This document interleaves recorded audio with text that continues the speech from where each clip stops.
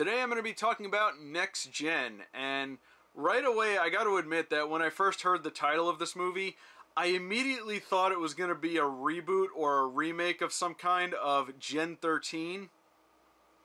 You guys remember Gen 13? It was an Image comic, and it had like a cartoon as well. I thought of that because it has a very similar name, and it's set in the future, and it also has a girl with purple hair, and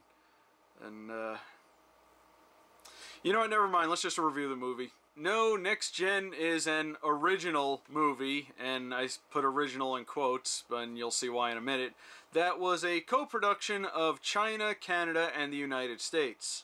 The movie takes place in a future setting where humans and robots are working together, or I guess at least trying to work together. And you know what? Part of me is convinced that this might be the same universe as Mega Man Fully Charged. The main character is a young girl named Mai, who's voiced by Charlene Yi, who many people will recognize as Ruby from Steven Universe. She's going with her mom to a sort of an Apple type of company so they can pick up the brand new robot that just came out, and they go through this whole thing where everyone's lined up to get in, and they have one of those presentations that they have at every like E3 and Apple unveilings where they have a person on stage trying to make things over dramatic just so people will buy their products. God, those are insufferable. But while Mom of the Year is distracted by the presentation, Mai gets away and finds herself in the basement of the facility where she finds a prototype robot named 7723. 77 is voiced by John Krasinski. Jim from The Office.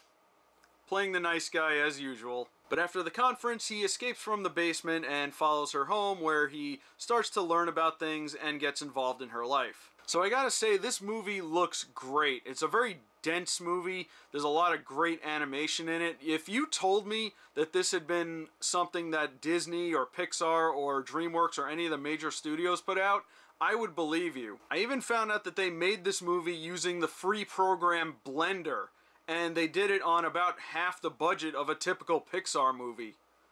Wow, goes to show you, you don't need a big budget to make something great. I really like the music in this movie too. They use a lot of like very angry 90s grunge style music, and it really does fit with Mai's personality and backstory. At the very beginning of the movie, it shows Mai's backstory, where her dad walked out on her mom and eventually he ended up dying, and that caused her to become very angry and frustrated, and she would often take her anger out on other robots, so she didn't really like robots a whole lot. And 77 shows up, and he's new to the world, and he tries to be her friend, and she eventually warms up to him, and he tries to do whatever he can to make her happy. But there are points in this movie where she tries to tell him to do stuff that he thinks is very wrong, and that does cause a lot of conflict. Oh, and the reason why I said it's original in quotes is because it did remind me a lot of Big Hero 6. Sure, it wasn't exactly the same, but there were certainly a lot of similarities. So there's a lot of really heavy characterization in this movie, and yet I do have to give this movie credit because it's also really, really funny. Mai has this dog who's constantly always barking, and when 77 shows up, he apparently has some kind of internal translator so he can understand what the dog is saying.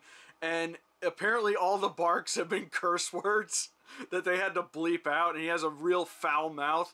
And the dog, by the way, is voiced by Michael Pena, who did a really good job. But when that first scene happened, it was so funny. There's also a lot of humor involving this world that they live in. Like, they're robots for everything. Like, there's a toothbrush robot that apparently fights you when you don't brush in time or something like that. There's a scene where Mai is in a restroom and she opens up a stall, and apparently the toilets are robots. Like, fully sentient, talking robots. Which raises all kinds of questions about this world. Questions I probably don't want the answers to. It also means that this movie is making some kind of statement about reliance on technology, because the robots, they basically do everything for you. And there was a whole thing about how Mai's mom wasn't there for her because she was always distracted by her new shiny robot that does all the fun things for her, and never really took the time to talk to her or raise her right, and that's kind of how she ended up the way she was. You know, it's funny that it's 2018 and statements about relying too much on technology are still being made. Learn to live without your phone for 5 minutes, for God's sakes. Without going into spoilers, the main conflict of this movie does involve the robots that are being produced by this company. And all I have to say about that is, why does nobody read Asimov? Also have to say the climax is a bit cliched. You can kind of see where things are going as things progress. But I will give this movie credit because it gets dark.